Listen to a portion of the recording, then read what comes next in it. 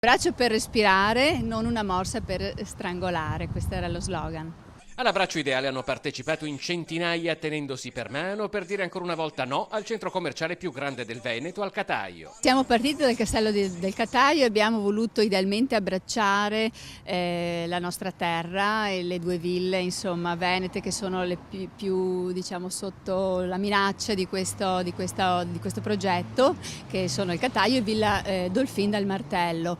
E abbiamo voluto dare un messaggio così simbolico di un abbraccio. I manifestanti denunciano come la realizzazione del progetto porterebbe a conseguenze gravi dal punto di vista paesaggistico, turistico, commerciale e della sicurezza idrogeologica. Senta, dal comune che risposte vi sono arrivate? Avete comunque un dialogo con l'amministrazione comunale di Due Carrare? Dialogo che è stato abbastanza deludente, perché la posizione dell'amministrazione è sempre stata molto determinata. Ci hanno detto: noi siamo politicamente contrari, però siamo a livello amministrativo con le mani legate.